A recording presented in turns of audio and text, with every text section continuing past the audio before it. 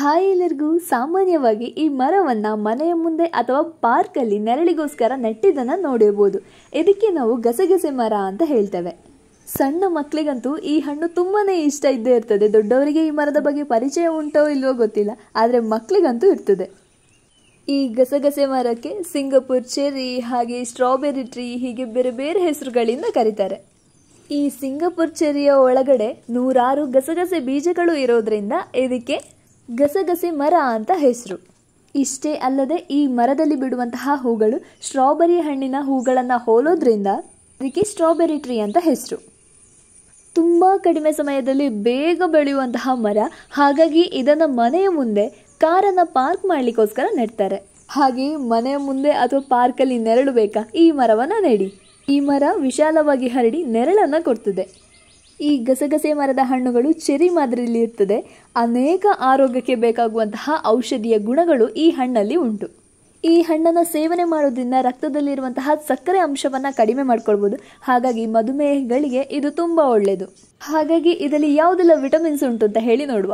Vitamin C ಅಂತೂ ಹೇರಳವಾಗಿ ಉಂಟು. ಐರನ್ ಕಂಟೆಂಟ್ ಇರೋದ್ರಿಂದ ರಕ್ತಹೀನತೆ ಸಮಸ್ಯೆಗೂ ಕೂಡ ತುಂಬ ಒಳ್ಳೆಯದು.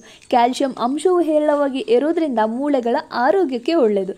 ಫೈಬರ್ ಕಂಟೆಂಟ್ ಕೂಡ ತುಂಬಾ ಉಂಟು. ಈ ಹಣ್ಣನ್ನು ಸೇವನೆ ಮಾಡೋದ್ರಿಂದ ಶೀತ ಬಾರದಂತೆ ನಾವು ತಡಿಬೋದು.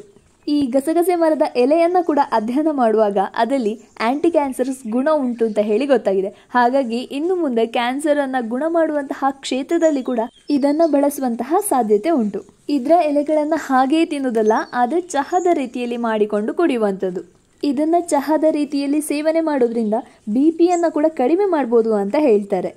ರಕ್ತದ ಸಂಚಾರವನ್ನು ಸರಾಗವಾಗಿ ಮಾಡ್ತದೆ. ಹಾಗೆಯೇ ತಲೆನೋವಿಗೂ ಕೂಡ ಈ ಚಹಾ ತುಂಬ ಒಳ್ಳೆಯದು.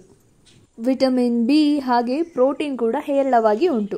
ಈ ಮರವನ್ನು ಹೆಚ್ಚಾಗಿ ನೀವು ಬೇಲಿಯಲ್ಲಿ ನೋಡಿರ್ತೀರಾ, ಹಾಗೆ ಪಾರ್ಕಲ್ಲಿ ಹೆಚ್ಚಾಗಿ ಇರ್ತದೆ. ಪುಟ್ಟ ಪುಟ್ಟ ಹಣ್ಣುಗಳನ್ನು ಕೊಡುವಂಥದ್ದು. ಈ ಮರ ಇರೋ ಕಡೆ ಹಣ್ಣುಗಳಿರೋದ್ರಿಂದ ಪಕ್ಷಿಗಳು ಕೂಡ ತುಂಬಾ ಜಾಸ್ತಿ. ಇದರ ಕೊಂಬೆಗಳನ್ನು ಕಟ್ ಮಾಡ್ತಾ ಬಂದರೆ ಅಗಲವಾಗಿ ವಿಶಾಲವಾಗಿ ಹರಡ್ತದೆ. ಹಾಗೆ ನೆರಳನ್ನು ಕೂಡ ಅಷ್ಟೇ ಕೊಡ್ತದೆ. ಈ ಮರವನ್ನು ಮುಖ್ಯವಾಗಿ ನೆಡುವ ಉದ್ದೇಶ ಎಂತ ಹೇಳಿದರೆ ನೆರಳಿಗೋಸ್ಕರ.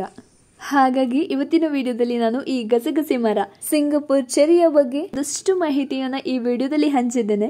ಈ ವಿಡಿಯೋ ನಮಗೆ ಇಷ್ಟ ಆಗಿದ್ರೆ ಲೈಕ್ ಮಾಡಿ, ಹೆಚ್ಚಿನ ಮಾಹಿತಿ ಇದ್ದರೆ ಕಮೆಂಟ್ ಬಾಕ್ಸಲ್ಲಿ ಕಮೆಂಟ್ ಮಾಡಿ, ಇನ್ಫಾರ್ಮೇಟಿವ್ ಅಂತ ಅನಿಸಿದರೆ ಬೇರೆಯವ್ರಿಗೂ ಶೇರ್ ಮಾಡಿ.